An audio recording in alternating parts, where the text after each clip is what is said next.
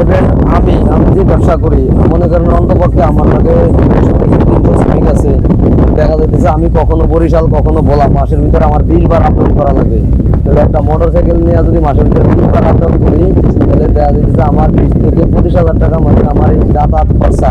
তারপর আমার ভোগান্তি আছে, টাইমলি কোথাও যাওয়া যায় না, শিক্ষা মন্ত্রণালয়ের সাথে কথা কমিটমেন্ট ঠিক রাখতে হয়। এই ক্ষেত্রে দেখা যাচ্ছে অনেক কিছু স্যাক্রিফাইস করে চলতে হয়। কখনো কারোর সাথে দেখা হয়, কখনো হয় না। যেমন একটা টাইম দিতে আমার 10টার ভিতরে যাই দিব, দেখা যায় আমার নদী পথে আবার ওই জায়গায় যায় অবস্থা 1টা বাজে। হয়তো নদীর সমস্যা, হয়তো গাড়ি বাস ঠিক মতন টাইম দিয়ে ছাড়ে না, হয়তো স্প্রিং বোর্ড পাই না, যে কোনো একটা ঝামেলা হয়। এক্ষেত্রে আমি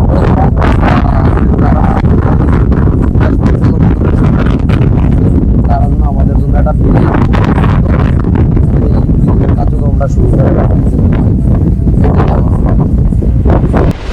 আরেকটা বিষয় হচ্ছে, মনে করেন আপনি যদি রোগীর কথা বলেন, তাহলে সেদিনকার আমি হাসপাতাল গেছি। হাসপাতাল যাওয়ার পরে মনে করেন 6টা বাচ্চা ছিল, আমার বাচ্চা সব 6টা বাচ্চা ছিল। 6টা বাচ্চা ডাক্তার আসছে, ডাক্তার আইসা দেখার পরে বলতেছে ইমার্জেন্সি বরিশাল নেওয়া লাগবে। মানে মোটামুটি যদি সুস্থ থাকে, যদি একটু কোনো সমস্যা থাকে, তাহলে ওখান থেকে নাম কাটিয়ে দেয় বরিশাল নিয়ে যাও দ্রুত। তো বরিশাল নেওয়ার পথে হয়তো দেখা যেতে বরিশাল নিমো, টাইমলি কিছু তো এমনি পাই না। তারপরে হয়তো স্প্রিং বোর্ডের ভিতরে মারা যায়, নয়তো লঞ্চের ভিতরে মারা যায়। টাইমলি এখানে আইসা ভর্তি করার আগেই মনে করেন রোগী মারা যায়, টাইমলি কিছু পাই না। তারপরে বলার যে চিকিৎসা, এগুলা মনে করেন এগুলা একবারে না বললেই না, টাইমলি ডাক্তার থাকে না। তারপরে মানে ভালো কোনো সেবা পাই না। আর বলার হসপিটালের যে গন্ধ বাস, হ্যাঁ, এগুলাতেই মানে ভালো মানুষ অসুস্থ হয়ে যাবে। 2 দিন হাসপাতাল ছিলাম, আর 2 দিনে আমি ওখানে নিজে রুগী লিয়ে গেছি, আমি নিজে রুগিয়া ফিরে আইছি। পরে তো বাচ্চা মারাই গেল, হাসপাতালের সামনে বাচ্চা মারা গেছে। তারপর এখন আমাদের বাসের একটু গন্ধটাই সহ্য হয় না। বলার যে পরিস্থিতি, হাসপাতালের যে আইন শৃঙ্খলা বাহিনী যারা আছে, তা করে বললে এটা আমরা কি করবো, চলতেছে তো এরকমই, এড়িয়ে তাদের প্রত্যাশা। আমি কার কি বলবো, দেশ চলতেছে আমার না।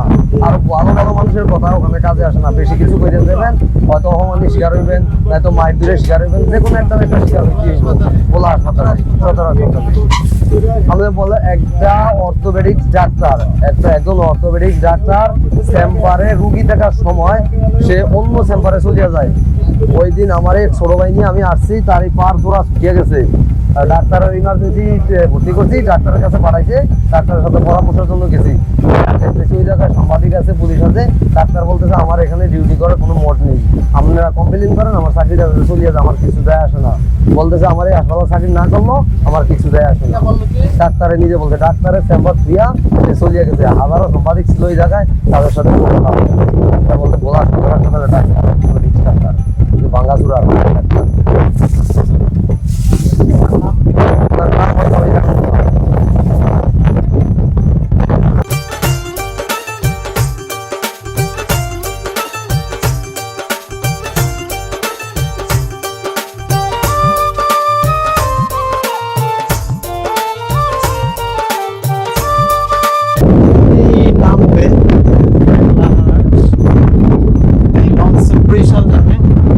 বরিশাল ওইদিকে, আর ওলা তো পিছনে রেখেছি, নাহার ঘাট করবে।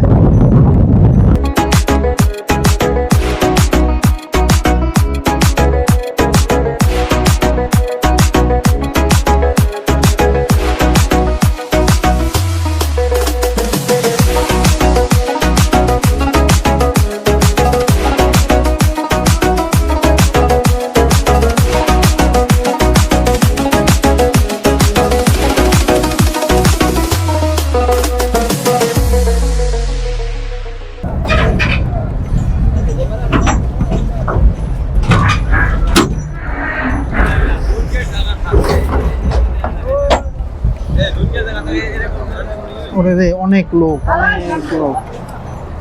অনেক লোক এখন তো কম। ওই জায়গাতে মোটরসাইকেল উঠাইতে যায়, মনে করেন বহুত মোটরসাইকেল চুরি হয়ে গেছে এই জায়গায়, পানি আপ ডাউন করে। ভাই কষ্টের কোনো শেষ নাই এক কথায় বলতে গেলে।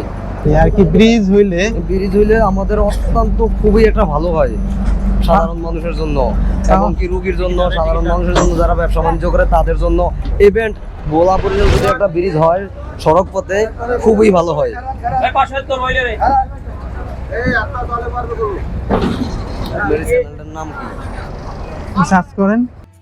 তো এখন নামতেছি মূলত এই ভাই 80 টাকা দেন মূলত ভোলা আর কি লাহারা নামতেছি এখন, যেটা 80 টাকা ভাড়া।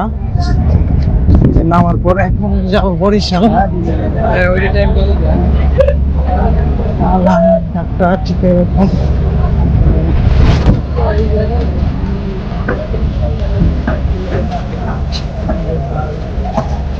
মূলত লাহারাত